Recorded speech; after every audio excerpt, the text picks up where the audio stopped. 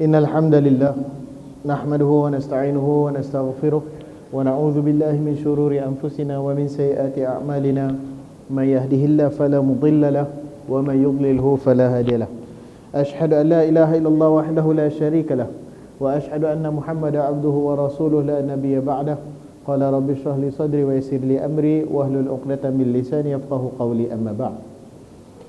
Alhamdulillah, hari ini kita dapat kesempatan keizinan Allah Subhanahu Wa Taala untuk bertemu lagi. Setelah minggu lepas kita cuti saya tak ada minggu lepas. Sepanjang minggu lepas saya tak ada. Saya ingat hari ini kelas pertama, cuti Covid apa jalan cari ikan patin. Saya cuti seminggu balik Pahang. Jadi ni kelas pertama saya lah untuk mula balik pengajian ataupun perkongsian lepas cuti ni. Dan sebelum mula ada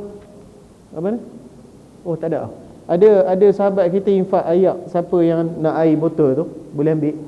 Mana tak ada? Habis dah? Siapa nak boleh ambil, siapa tak nak jangan ambil. Betul. Ada. Kalau ada tu ada syok. Kalau siapa nak minum sila ambil, kalau tak habis pun minta bawa balik lah. Jangan maksudnya orang kata ambil tu minum separuh tinggal sayang. Kalau nak minum silakan, memang infak untuk tu. Siapa yang tak habis tu minta bawa balik. Allah, ni 3 teguk tuan-tuan habis berperhabis lah insya-Allah. Baik, pada 2 minggu lepas kita cuti. Pada 2 minggu lepas, kali terakhir perbincangan kita berkenaan akidah al-Imam Syafi'i rahimahullah.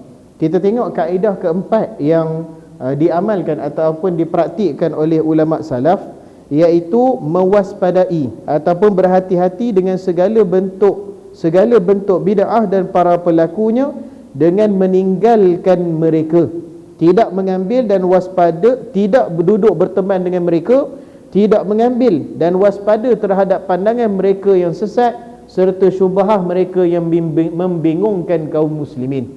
Okey, jadi ada beberapa contoh kita tengok yang diberikan dalam buku ni, iaitu disebut kat sini. Sebelum tu saya nak ingatkan buku kita ni berkenaan buku akidah, bukan buku fiqh. Okey, jadi bila kita sebut berkenaan bid'ah dalam ni, yang dimaksudkan bid'ah apa?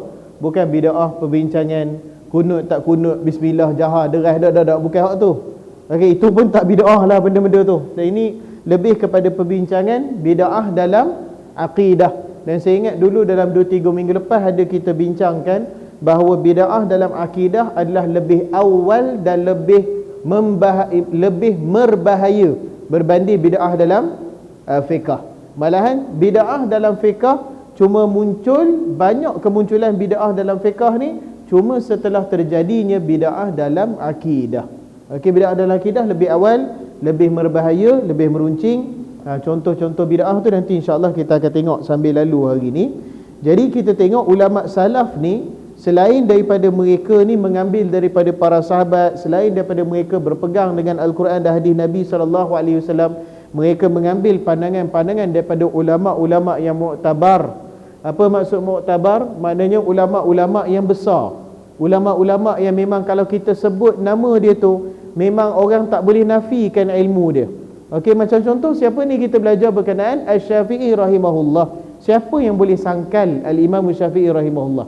Malahan kalau orang kata Syafi'i ni tak berapa, kita kata yang gila, je balik seminggu mudah tak jadi hang. Kita kata yang gila kata Kita sebut Al-Imam Malik, kita sebut Imamul Bukhari. Ini orang kata bintang-bintang dalam agama. Okey, jadi kalau kita ambil pandangan-pandangan mereka ni, insya-Allah tak ada masalah lah. Tak ada lah kata nak lari sesat tu, insya-Allah tak lah. Jadi selain daripada itu pegangan mereka, salah satu perkara yang mereka buat juga adalah menghindari daripada berteman dengan ahli bid'ah. Maknanya kalau selalu saya sebut, kalau kita sebut analogi pokok tu, kita punya keimanan kita ni macam pokok. Antara tanggungjawab kita adalah membaja dan menyirami pokok. Tanggungjawab kita, kita siram, kita baja. Tapi sekadar kita siram, kita baja, kalau dalam bab keimanan ni boleh kita sebut apa dia baja bagi keimanan? Ilmu. Kita sentiasa menuntut ilmu. Ilmu ni tak ada hujung dia. Nak bincang bab akidah pun tak ada ujung lah bab akidah ni. Dia tak ada istilah akidah ni saya dah habis belajar dah. Dia tak ada macam tu. Sampai kiamat tak ada ujung dia. Okey, yang kita boleh membaca iman kita ni dengan ilmu dan juga apa dia? Amal soleh.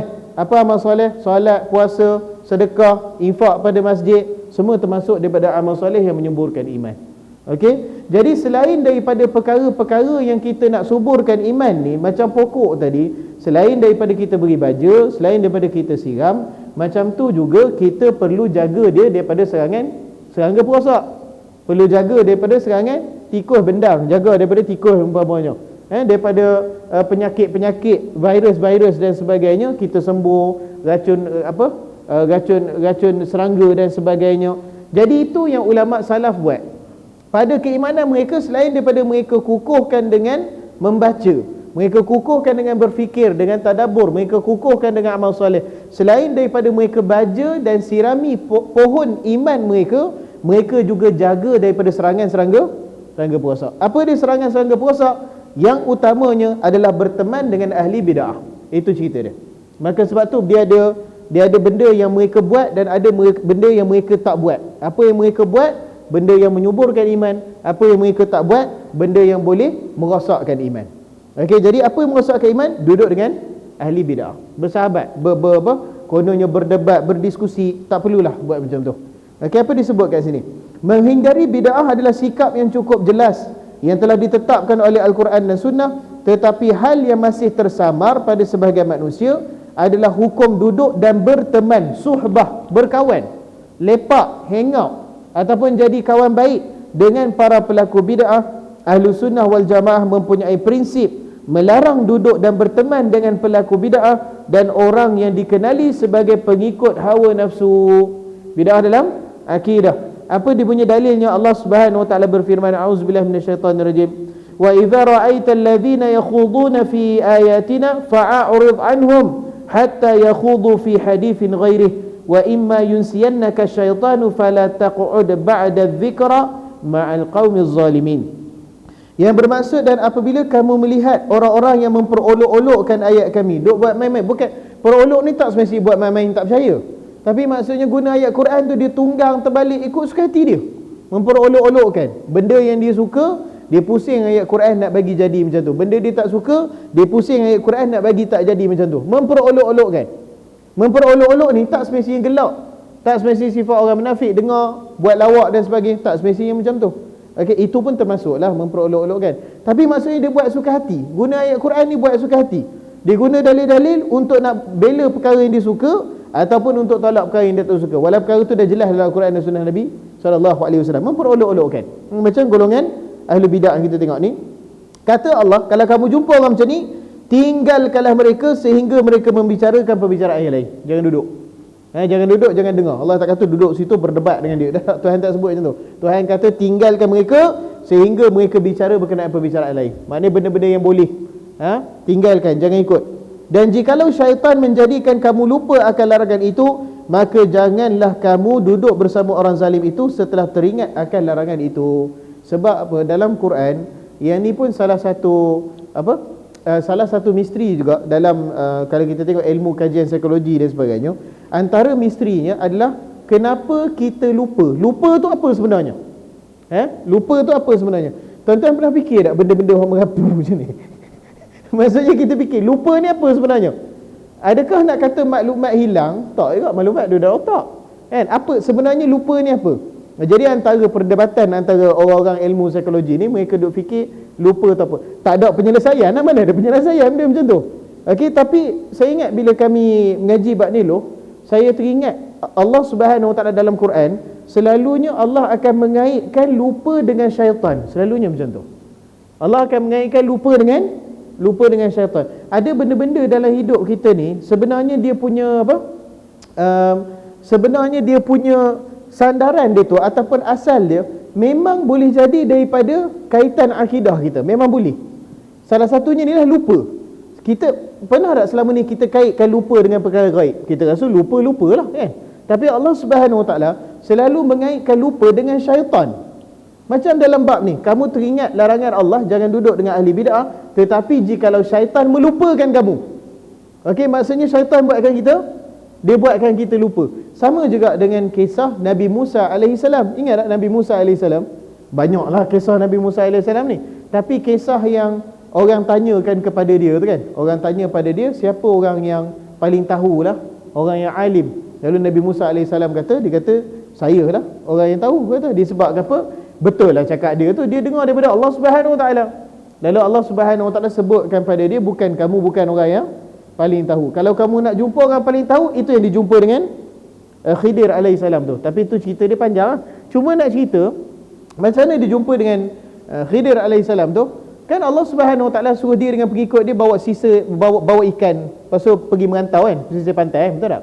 Lepas tu Allah Subhanahu Wa Taala kata, merantaulah kamu sehingga ikan tu hilang, betul tak? Lalu mereka merantau, mereka berhenti sekejap, potong ikan, masak makan. Maksud merantau, berhenti sekejap, potong ikan, masak makan. Sehinggalah satu ketika diizinkan Allah Subhanahu Wa Taala, ikan tu hilang. Itu yang orang kita panggil ikan sisa Nabi tu. Kan? Sebab apa? Dia ada sebelah dia tak ada. Saya memang macam sebelah kena potong. Ingat lagi mak saya cakap kecil tu, ni lah ikan sisa Nabi. Pasal apa? Sebab dulu Nabi Musa potong makan tu, dia hidup balik, dia masuk dalam laut. Tak tahulah orang habaq lagu tu lah. Tak tahulah betul ke tidak kan. Wallahu alam. Tapi bila ikan tu hilang, mereka tak sedar, mereka merantau lagi. Sehinggalah bila sampai waktu makan, mereka berhenti. Nabi Musa alaihissalam kata, bawa keluar ikan tadi, masak, kita akan makan. Dia bawa keluar ikan, dia tengok tak ada dah. Dia buka tak ada. Lalu Nabi Musa tu, kat mana ikan tu hilang? Dia kata, dan tidaklah melupakan aku melainkan syaitan. Dia sebut tu, aku tak tahu, aku lupa mana ikan tu hilang tadi, aku tak tahu mana. Macam mana boleh lupa? Tidaklah melupakan aku, wa ma ansani illa syaitan an azkurah. Yang tidaklah yang membuatkan aku lupa melainkan syaitan yang menghalang aku daripada ingat balik. Jadi lupa ni Allah Subhanahu Wa Taala dalam Quran memang dia nasabkan kepada syaitan. Sama juga dengan semalam, saya ingat anak sulung saya tadi, dia kata, ayah, dia duk fikir tu. Dia ni kadang-kadang soalan ni buat saya terkejut. Dia duk fikir tu, dia kata, ayah, bahasa ni datang daripada mana? Dia tanya. Bahasa datang, soalan ni dalam soalan tu. Bahasa datang daripada mana? Ni pun macam kes lupa tadi. Yang ni pun salah satu misteri dalam kajian manusia, ni pun misteri juga. Bahasa tu datang daripada mana? Okey? Saya kata kat dia, bahasa ni datang daripada mana? Allah Subhanahu Wa Taala sebut bahawa dia ajarkan kepada Nabi Adam alaihissalam ilmu nama-nama. Wa 'allama Adama asma'a. Allah Subhanahu Wa Taala mengajarkan asma' nama-nama. Nama-nama tu apa? Dia tanya dia. Yang ni buku, yang ni handphone, yang ni topeng, yang ni gelas. Apa benda tu? Nama-nama tu apa? Bahasa lah tuan. Bahasa daripada Allah Subhanahu Wa Taala. Jadi sebenarnya kaitan dunia kita yang kita nampak ni tak ada lah maksudnya terasing sangat dengan alam ghaib ni, tak terasing. Termasuklah melupakan ni Allah Subhanahu Wa Taala mengaitkan dengan syaitan. Sebab tu kalau kita lupa, orang bagi tips selalu selawat, betul tak? Selalu orang kata auzubillahi minasyaitanirrajim ataupun selawat Allahumma salli ala Muhammad, dia akan mai balik. Kalau nak kata benda tu kisah otak memori saja, kenapa selawat tiba-tiba mai? Pelik lah. Kenapa mai? Saya pun tak tahu kena selawat, lupa ni. Tak ada tu gurau lah.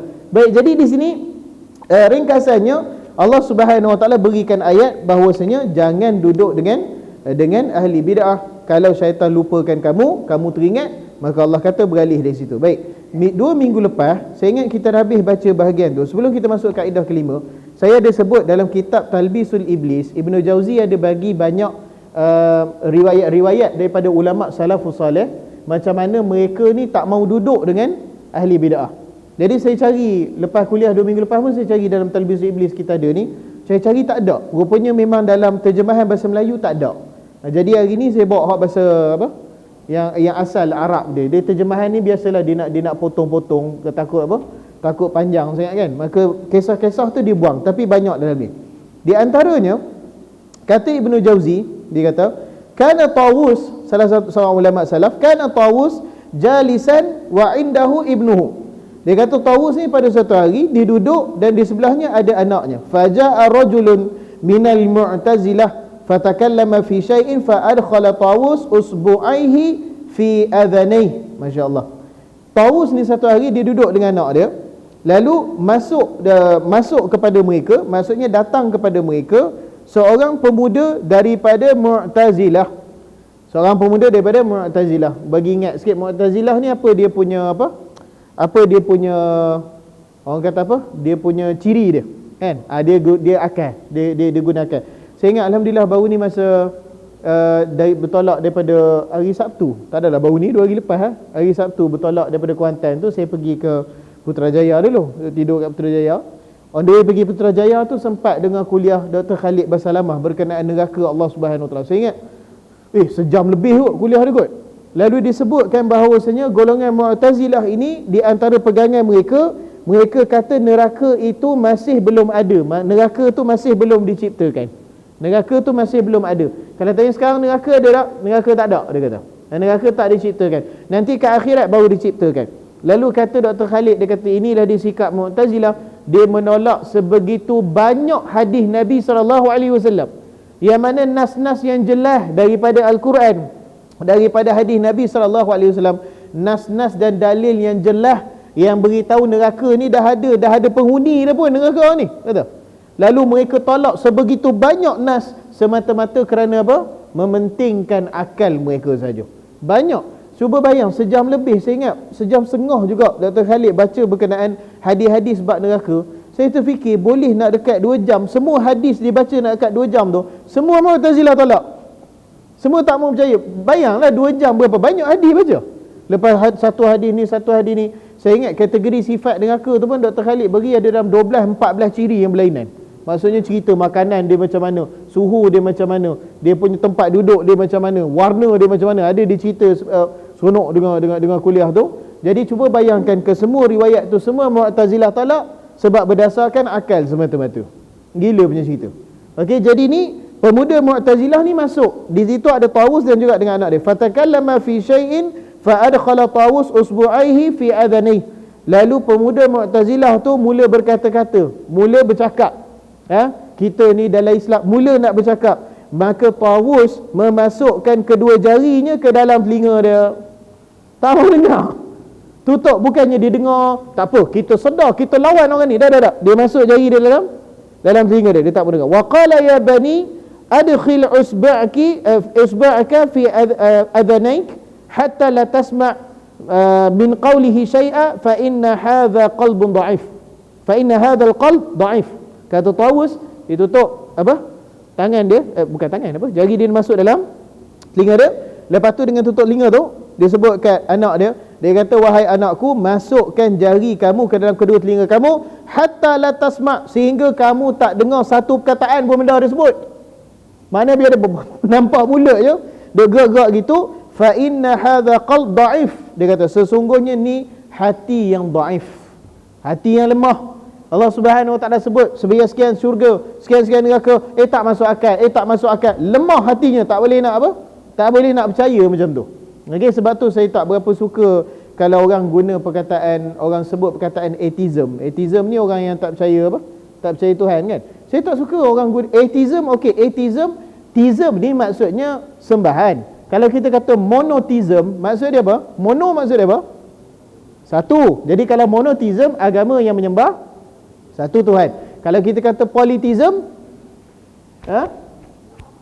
agama yang menyembah banyak Tuhan. Kalau kita kata Allah sallallahu ni lupa syaitan. Kalau kita sebut atheism, apa maksud atheism? Tidak ada, tak percaya pada mana-mana Tuhan. Kalau kita kata dynamism, apa maksud dia? Itu banyak dah panjang dah dia bercerita. Kalau kita sebut pantheism, apa maksud dia? Pantheism ni dia ada Tuhan, tapi dalam kepercayaan dia, Tuhan tu tidak ada kaitan dengan usaha kita nak memperbaiki diri. Sorry, itu bukan pantheism. Pantheism ni maksudnya alam ni suci. Macam selalu saya sebut golongan I Ching tu, hak yang apa? Hak yang tai chi tu, yang hitam putih tu, kan. Dia pantheism ni maksudnya adalah seluruh alam ni suci. Dia tak ada Tuhan. Alam ni ataupun angkasa raya tu dia punya Tuhan dia. Lebih kurang macam tu lah. Itu pantheism. Ada banyak lagi Caesarcism tu. Jadi atheism ni adalah orang yang ataupun kepercayaan tak percaya pada Tuhan. Saya tak suka kalau istilah atheism, okey, tapi saya tak suka istilah free thinker. Saya tak suka guna istilah macam tu. Apa yang dia nak masukkan dengan free thinker? Dia nak masukkan orang yang beragama ni, berfikiran agama ni kolot, terbelenggu. Jadi bila kita berfikir di luar agama, berfikir di luar syariat, berfikir di luar konsep ketuhanan, kita seorang yang bebas pemikiran minda kita. Yang ni saya ingat dalam perkataan tu pun racun untuk umat Islam sebenarnya. Seolah-olah bila kita dengar tu macam mana? Kita ni pemikiran tertutup, kolot. Mereka pemikiran terbuka, maju, apa benda lah, segala perkataan yang mereka selalu guna. Saya tak suka guna perkataan free thinker. Orang yang bebas dia punya pemikiran dia. Sebab apa? Sebab pada saya, orang macam tu lah yang pemikiran dia tertutup. Itu sebenarnya macam tu. Sebab apa tertutup? Sebab dia cuma boleh fikir benda yang ada depan dia saja. Dia tengok dunia, dia tengok makan, dia tengok pasangan, dia tengok kesenangan hidup, dia tengok kemewahan hidup, lepas tu dia tengok kubur. Benda tu yang dia nampak. Betul tak? Jadi apa yang dia faham, otak dia boleh proses setakat kita ni hidup rasa nikmat makan, kita ni hidup nikmat rasa nikmat pasangan, kita ni hidup rasa nikmat mewah hidup, lepas tu kita mati, lepas tu habis cerita, khalas. Kita umat Islam, kita kata di sebalik dunia ni, ada tak dunia lain lagi? Ada lagi. Di sebalik ni ada alam kubur yang kita tak boleh nampak, tapi benda tu Allah sebut pada kita, Allah berikan dalilnya pada kita. Lepas alam kubur ada alam akhirat. Alam akhirat ada padang mahsyar, ada syurga, ada neraka. Kita boleh terima, minda kita terbuka untuk terima benda bahawasanya dunia ni lebih terbuka daripada yang kita sekadar nampak dengan mata kita. Siapa berfikiran terbuka, siapa berfikiran tertutup sekarang? Okay, satu saya tak suka istilah free thinker. Seolah-olahnya macam hebat sangatlah free thinker. Padahal itulah dia katak bawah tempurung. Dia cuma duduk dalam dunia ni, dia nampak depan mata dia, dia rasa itulah segala-galanya. Habis mati, habis. Tak ada apa-apa dah yang akan jadi lepas kita kematian. Itu bukan free thinker. Itu orang yang pemikiran dia tertutup. Okay, jadi betul kan dia, istilah kita tu guna betul-betul. Baik. Sebab tu kata Tawus, Mu'tazilah, dia boleh fikir akal dia saja. Dalil dia tolak, kata Tawus apa? Qalbun da'if. Dia kata hati tu lemah. Dia tak kata ini hati yang maju ke depan, dia berfikir di luar agama. Dia tak kata itu. Dia kata fa inna hadzal qalb da'if. Dia kata sesungguhnya hati orang ni da'if. Kemudian thumma qala, kemudian dia kata ai bani, dia kata usdud, dia kata famazala yaqulu usdud hatta qama al-akhar. Okey, dia sebut kat anak dia tutup. Selagi mana orang tu tak habis cakap, tutup dia. Tutup telinga kamu sehinggalah orang lain bangun, sehinggalah orang tu bangun, sehinggalah orang tu pergi, barulah dia bagi buka telinga balik. Okey, tak bagi dengar. Jadi ini masa zaman tak ada media sosial dan sebagainya lah. Itu saya kata benda-benda macam ni saya pesan, terutamanya anak muda lah. Kalau orang-orang yang tua-tua macam kita ni, tak, insya-Allah tak ada dah. Tapi maksudnya orang-orang muda ni baik-baik, jangan cari masalah. Okey, tahu dah yang ni website Syiah saja nak masuk, kita nak uji ilmu dia, tak usah cari pasal lah. Tak usah cari pasal. Takut-takut kan kita dengar, kita yang pergi ikut dia. Okey, tu contoh satu. Kemudian ada lagi contoh dia berkata, dalam ni disebut dakhala rajulun ala ibni Sirin wa ana syahid. Okey, kata Salih Al-Mari, dia kata seorang lelaki masuk dan bertemu dengan Ibnu Sirin, Muhammad bin Sirin, salah seorang ulama tabi'in besar, kabir. Ibnu Sirin ni, seorang lelaki masuk bertemu dengan Ibnu Sirin wa ana syahid, dan saya menyaksikan ketika tu. Fa fataha baban min abwabil qadri fatakallama fihi. Maka lelaki tersebut jumpa dengan Ibnu Sirin, sembang dengan Ibnu Sirin, lalu dia mula buka bab qada dan qadar. Dia mula nak apa? Mula nak bincang. Yang ni Tuhan buat, kalau orang berzina tu maknanya Tuhan ketentukan dia berzina. Mula kan? Orang mencuri tu macam tu ke? Orang solat tu macam tu ke? Orang masuk syurga neraka sebab Allah susun ke apa? Mula nak fikir secara mendalam, mula nak persoalkan. Okey? Fatakallama fihi, maka dia mula berkata-kata, berbicara, berdebat, berhujah di dalamnya. Faqala Ibnu Sirin, maka Ibnu Sirin kata imma an taqum wa imma an naqum. Dia kata pendek je. Ibn Sirin tak balas. Dok, dalilnya macam ni, dalil macam sekarang dah masa untuk kita tegakkan kebenaran. Tak, dia tak buat macam tu. Apa kata Muhammad bin Sirin? Dia kata sama ada kamu bangun balik, kalau kamu nak duduk sini, aku bangun, aku balik. Kata Muhammad bin Sirin. Okey? Dia tak mau terlibat. Okey, ni buku lain ni tu. Ni buku lain, hak ni buku lain. Tapi ceritanya nak cerita ulama masalah ni buat benda yang sama. Okey? Itu dia. Lagi apa lagi? Banyak sini contoh. Baik. Kemudian qala rajulun min ahli al-hawa li Ayyub akallimuka bi kalimah.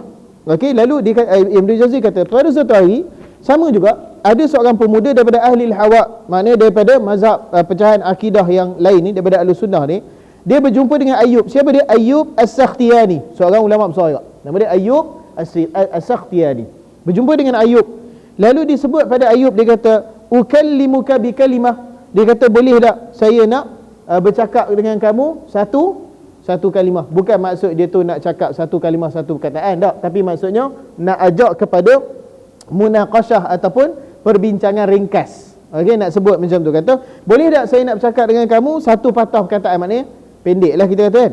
Kata Ayub, "La wala nisfu kalimah." Dia kata, "Kamu nak cakap apa? Jangankan satu kalimat, setengah kalimat pun aku tak mau dengar." Kata Ayub As-Sakhtiyani. Sama juga, dia tak mau duduk macam tu. Okey. Kemudian banyak contoh ni, menarik juga. Okey. Ini kita dah baca dah. Okey. Okey. Sami'tu Sufyan As-Sauri yaqul, dia kata, Sufyan As-Sauri pernah cakap, ada seorang ulama nama dia Syu'aib bin Har, dia beritahu, aku pernah mendengar Sufyan As-Sauri berkata, "Man sami'a min mubtadi' lam yanfa'ullahu bima sami'a wa man safahu faqad naqada al-Islam urwah." Masya-Allah. Dia kata, sesiapa yang dengar daripada ahli bid'ah, maka Allah Subhanahu wa taala tidak akan memanfaatkan sedikit pun daripada apa yang didengarinya. Dan sesiapa yang berduduk bersama dengannya, siapa yang mengambil cuba nak berbincang dengannya, maka Allah Subhanahu wa taala akan membuka ikatan Islam daripadanya.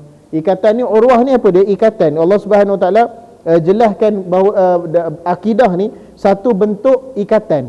Okey, ikatan di antara Allah Subhanahu wa taala dengan kita. Sebab kita, tuan-tuan, apa maksud urwah ni, ikatan ni? Kita dengan Allah Subhanahu wa taala, kita pernah jumpa dia tak?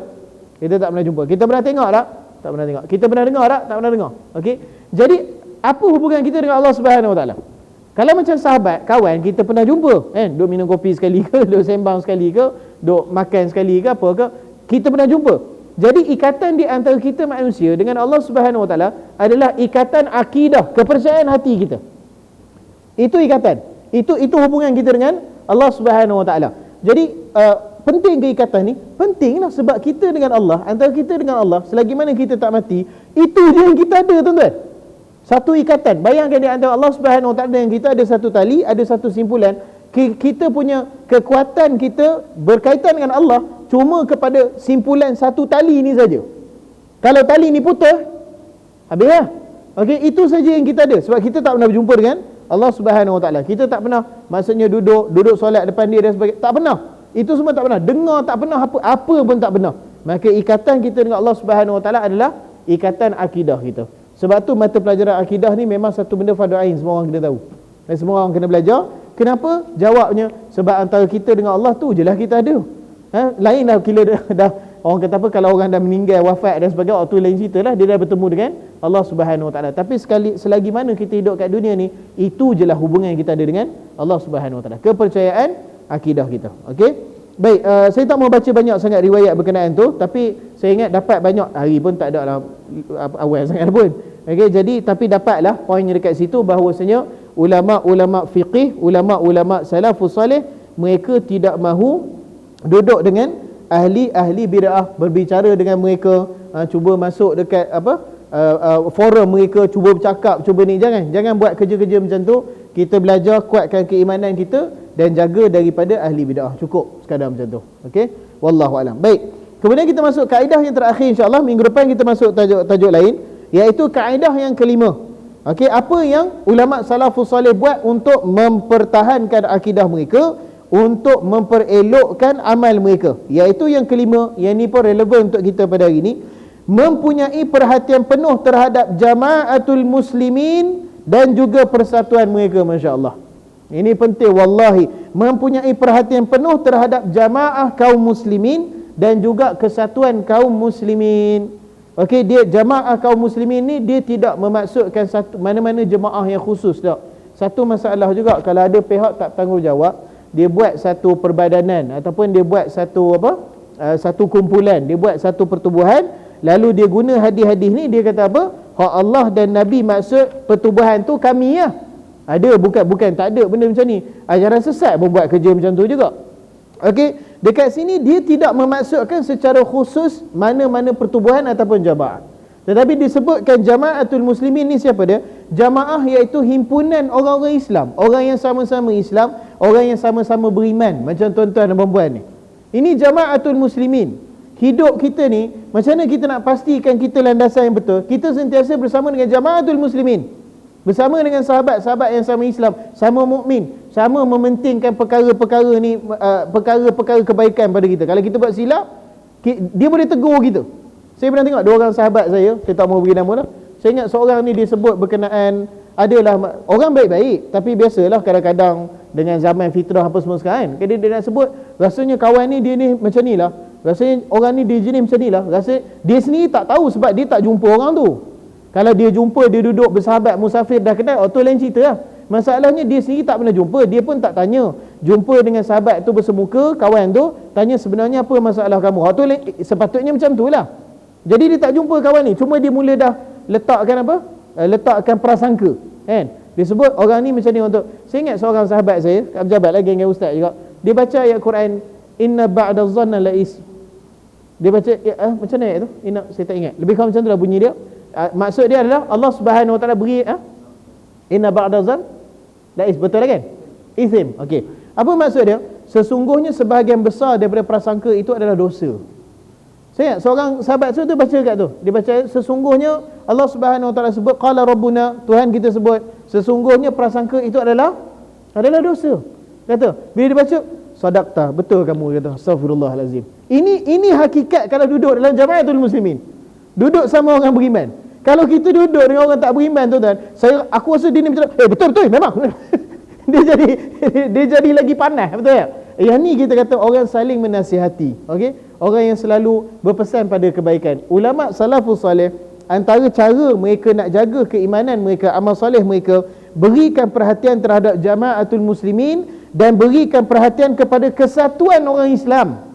Jangan, tak perlu benda-benda kecil pun kita nak perbesarkan, tak perlulah. Itu satu saya berbanding bid'ah dalam fiqh, saya lebih suka tumpukan bid'ah dalam akidah. Sebab apa? Sebab yang betul-betul pecah belah ke orang ni ialah bid'ah dalam fiqh tu, bukanlah kata boleh. Cuma saja saya tengok bila ada kumpulan yang terlalu menumpukan kepada perkara tu, dia senang sangat nak hukum orang bid'ah, walhal tak sampai bid'ah pun lagi. Buruk sangka. Perbincangan tu masih perbincangan yang ada. Maksudnya ulama masih bincang bab tu. Tapi dia dah pegang satu benda, dia dah hukum orang bid'ah. Habis benda tu jadi dia dah tak berikan perhatian pada kesatuan orang Islam.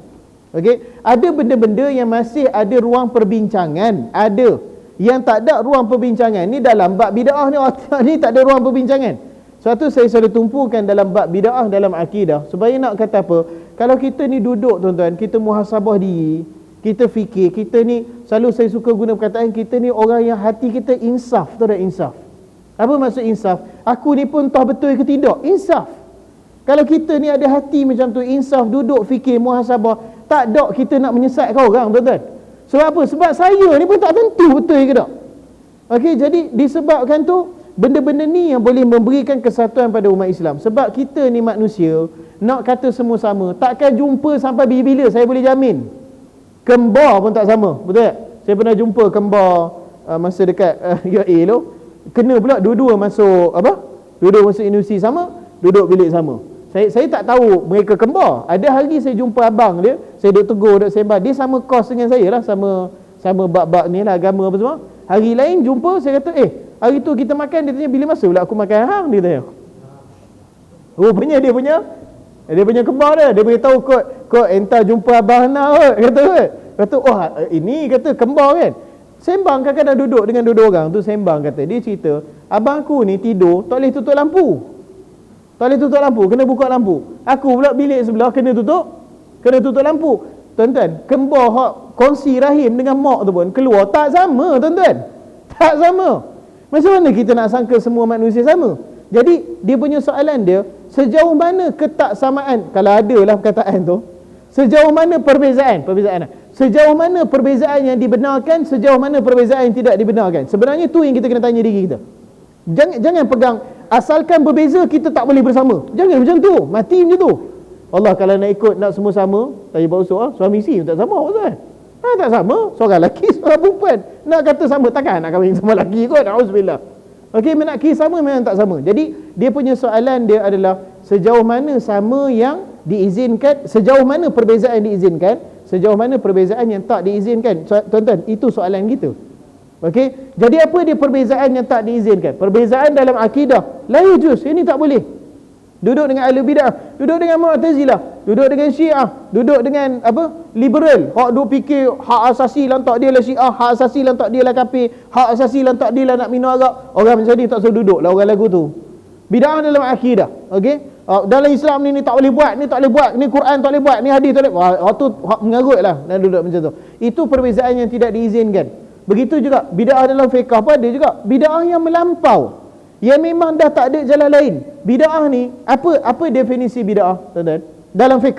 Kadang-kadang kita dalam fiqh. Okey, apa definisi bid'ah? Perkara yang tak ada dalam Al-Quran. Betul-betul tak ada dalam Quran. Sama ada tak disebut Al-Quran ataupun kefahaman Al-Quran pun tidak menghala ke arah tu. Okey, Al-Quran. Begitu juga tak ada dalam hadis Nabi SAW. Yang ketiga, ulama muktabar pun tak bincang. Ulama muktabar pun sama ada tak bincang ataupun ulama muktabar pun kata tak ada, tak boleh. Ulama muktabar. Apa maksud muktabar? Nama macam saya sebut awal kuliah tadi, nama-nama yang kalau kita sebut memang tak boleh disangkal lagi dah. Kalau sebut-sebut nama tak ada orang kenal, tu bukan muktabar. Ya, muktabar ni sebut orang kenal. Kita sebut macam saya sebut dia Asy-Syafi'i, orang kenal tak? Orang kenal. Sebut Abu Daud, orang kenal tak? Kenal. Sebut An-Nasa'i, sebut Daruqutni, itu ulama-ulama dalam hadis. Ulama dalam fiqh macam kita sebut anak murid Syafi'i, Muzani, orang ingat. An-Nawawi sebut. Jadi kalau ada benda yang An-Nawawi masih sebut, tak boleh hukumkan sebagai bid'ah. Sebab apa? Sebab ulama ni ulama muktabar, mereka tak akan cakap melainkan mereka ada sandaran dalil dia. Okey?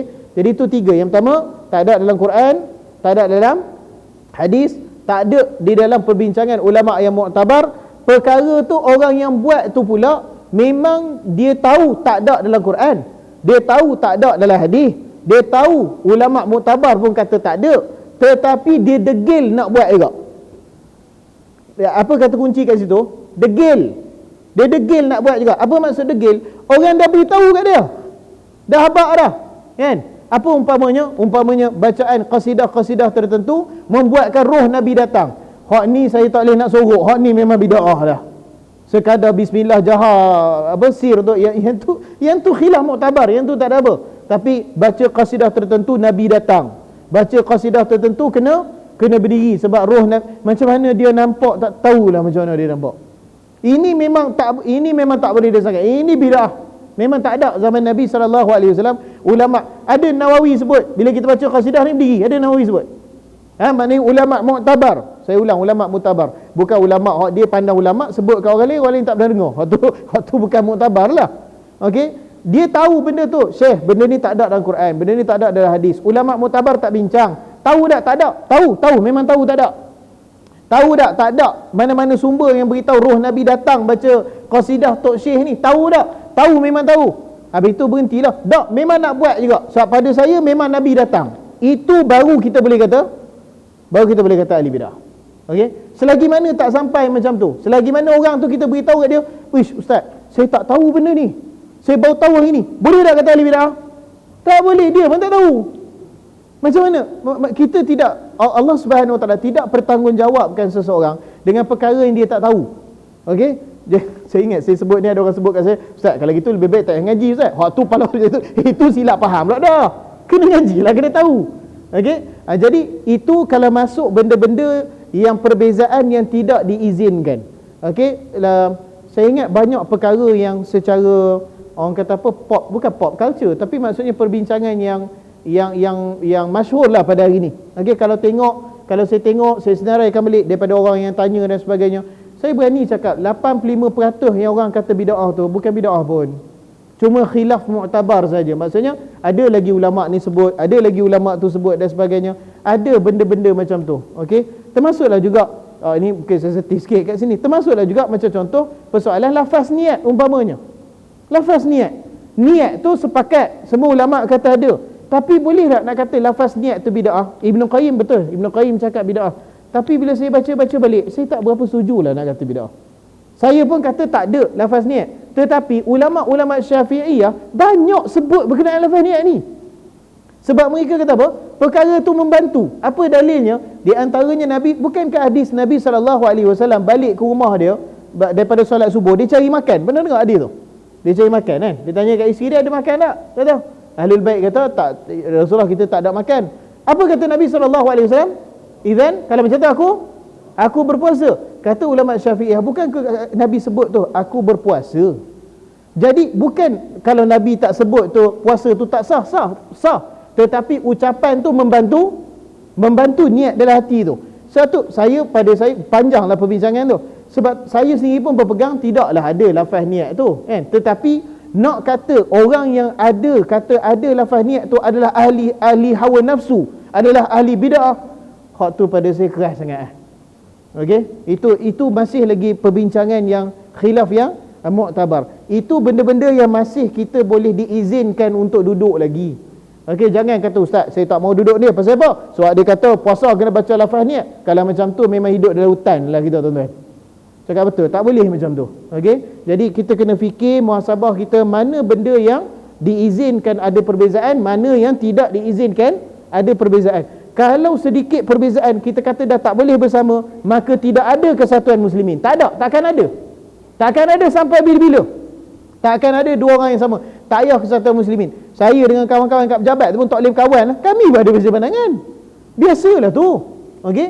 Jadi kena tengok ulama salafus salih, mereka pentingkan jamaatul muslimin. Mereka pentingkan kesatuan. Kalau ada tak setuju, itu selalu mereka sama ada mereka tak bincang, ataupun kalau mereka bincang pun kita bersetuju untuk tidak bersetuju. Ingat tak kisah Al-Imam Ahmad pertama kali dengar kuliah Al-Syafi'i rahimahullah? Ingat tak?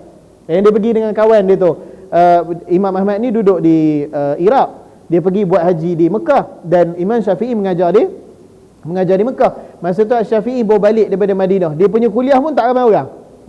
Jadi kawan dia tu, dia kata datang, aku masuk dalam Masjidil Haram. Siapa ingat cerita awal dulu? Aku masuk, aku duduk cari dia, aku tak jumpa. Aku ingat dia duduk dekat majlis Sufyan bin Uyainah. Sufyan bin Uyainah seorang ulama tabi'in, ulama hadis. Ramai dia punya apa? Dia punya kuliah halaqah dia, beribu orang dengar. Jadi aku cari Ahmad, aku cari aku tak jumpa, dia kata. Lalu aku pusing-pusing, aku jumpa dia di dalam halaqah seorang pemuda Quraisy.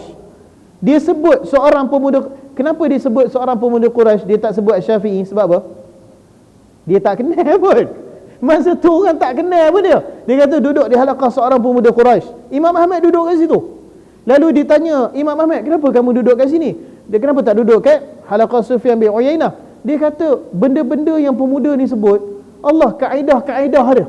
Kaedah-kaedah fiqh, kefahaman dia daripada hadis dan sebagainya. Dia kata aku tak pernah dengar dia tu.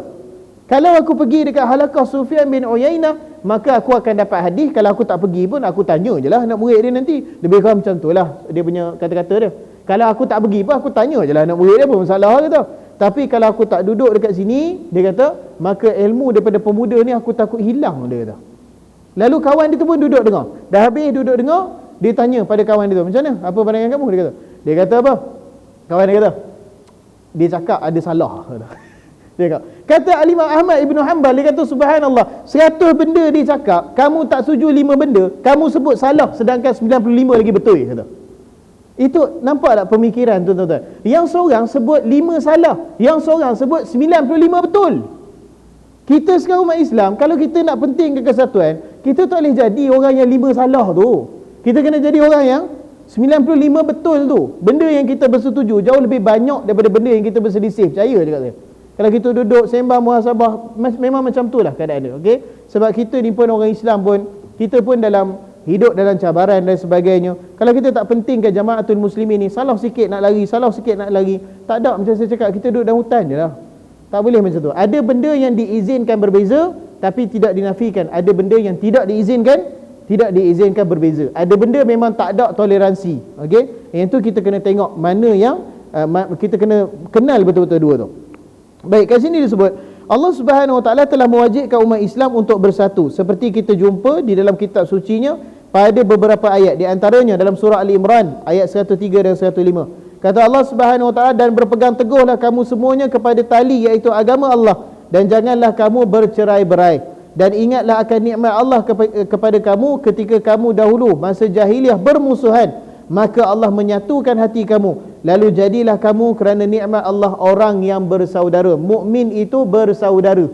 Dia mesti ada, kita ni sama-sama lah kena usahakan sehingga bila kita jumpa saudara se-Islam kita ni, walaupun tak kenal, kita rasa gembira. Saya antara benda itulah orang cakap musafir ni satu benda yang bagus lah, walaupun tak larat lah nak buat kerap sangat kan. Tapi musafir ni, baru ni pun saya musafir cari restoran nak makan. Cari restoran nak makan, jumpa satu restoran, Google kat Putrajaya tu, jumpa satu restoran. Tak tahu restoran ni okey, orang Islam ke tak, rasa okey dah kot tu. Sekali masuk restoran tu, toki dia betul, sambut tu satu hal lah. Toki dia tu pakai jubah macam tuan-tuan ni, dengan berjubah, dengan berkupiah, dengan apa, dengan berjanggut gitu. Rasa kat hati ni lain tuan-tuan, lain. Rasa macam ni saudara se-Islam kita, tak kenal, tak pernah jumpa, tak pernah tengok apa muka dia, tapi rasa kita ni berhubung secara keimanan yang sama. Itu kesatuan umat Islam. Itu yang kita nak utamakan. Saya tak duduk pula dengan dia tanya, tuan guna ke tak? Tak ada kerja nak tanya benda tu. Okey, betul lah benda tu sebagai perbincangan, tapi jangan jadikan benda tu sebagai api pemusuhan. Janganlah sampai macam tu. Okey, itu kesatuan. Allah Subhanahu Wa Taala suruh kita, antara nikmat Allah ni adalah kita jadi hamba Allah yang bersaudara. Okey, itu antara nikmat Allah. Dan kamu telah berada di tepi jurang neraka, kata Allah, kemudian Allah menyelamatkan kamu daripadanya. Demikianlah Allah menerangkan ayatnya kepada kamu agar kamu mendapat petunjuk. Dan hendaklah ada di antara kamu segolongan yang menyeru kepada kebaikan, menyuruh kepada ma'ruf dan mencegah dari mungkar. Mereka itulah orang yang beruntung. Dan janganlah kamu menyerupai orang yang telah bercerai dan berselisih sesudah datang keterangan yang jelas kepada mereka. Mereka itu orang yang mendapat seksa yang berat. Allah kata jangan berselisih. Dah datang keterangan, dah datang Al-Quran, dah datang hadis Nabi SAW. Nak berselisih juga. Sebab tu kata Nabi SAW, abghadun nas ilallah, manusia yang paling dibenci Allah, ka abghadur rijal. Abghadur rijal indallah, manusia lelaki yang paling dibenci di sisi Allah. Abghadu, ghadab ni maksudnya dimurkai. Abghadu yang paling dimurkai, yang paling dibenci. Lelaki ataupun manusia yang paling dibenci Allah, aladul khasim. Apa maksud aladul khasim? Orang yang semua benda nak bantah, saja-saja nak bantah. Aladul khasim, orang dah setuju, jemaah dah setuju, bangun seorang bantah. Kenapa bantah ni? Saja seronok bantah. Bukannya ada kebaikan bersama pun. Apa sikit bantah, apa sikit bantah. Itu aladdu, suka berbantah. Khasim, apa maksud khasim? Kerah kepala. Udahlah bangkang, pujuk-pujuk pun kerah kepala. Dok, saya kekal dengan pandangan saya. Dahlah tadi orang dah setuju hang pergi bangkang. Dah bangkang pula tu, kerah kepala pula tu. Ingat Allah Subhanahu Wa Taala tak suka. Kenapa Allah tak suka orang macam ni? Sebab orang macam ni lah yang jadi nila setitik yang rosak kan susu sebelanga. Orang tak ada pada khusus siapa-siapa lah, cuma saja sifat perangai macam tu. Okey, sebab apa? Kita ni kalau boleh, kita nak menuju umat Islam yang bersatu, bukan tak setuju ke saya bantah Ustaz. Sebab apa? Saya pun tak tahu ke saya nak bantah. Kata tak sah perangai macam tu. Selagi mana ada ruang perbezaan yang diizinkan, bersatulah kita. Okey, itu yang ulama salaf dah tinggalkan untuk kita. Saya harap kita boleh buat macam tu lah. Beza-beza tu. Satu lagi akhir pesanan, saya cakap tu terang, memang saya tak suka soalan-soalan yang membeza-bezakan antara pengajar-pengajar. Saya tak suka. Saya cakap tu terang, saya tak suka. Orang tanya, Ustaz, minggu lepas Ustaz ni cakap gitu-gitu. Saya rasa tak betul. Apa pandangan Ustaz? Minta tolong jangan tanya benda macam tu. Saya tak suka. Saya tak suka benda macam tu. Buat apa nak antuk-antuk kan? Dah lah pendakwah ni tak ramai. Hak tak ramai tu pun nak cari silap, nak buat apa manfaat yang kita dapat macam tu. Okey, kalau tuan-tuan nampak antara kami ni mengajar ada pandangan berbeza, saya rasa ustaz ni lagi betul. Silakan, dah cukup habis kita. Balik beramal saja. Tak perlu nak tanya, tak perlu nak ni. Begitu juga dengan soalan-soalan yang provoking. Jadi benda yang apa? Yang tengah meletup sekarang sengaja tanya, nak tengok reaksi dan sebagainya. Tuan-tuan, kalau buat macam tu ni orang yang minta maaf cakap kematangan tak ada. Tak ada kematangan. Saja nak masuk ni, mentah-mentah lah kalau ada siaran dan sebagainya, saja nak ni mulut kot lah, aku komen ni orang makin tengok. Na'udzubillah min zalik. Saya tak suka sifat macam tu. Okey, wallahu a'lam. Mudah-mudahan kita menyatukan kesatuan orang Islam. Wallahu alam. Saya akan sampai situ insya-Allah. Ya.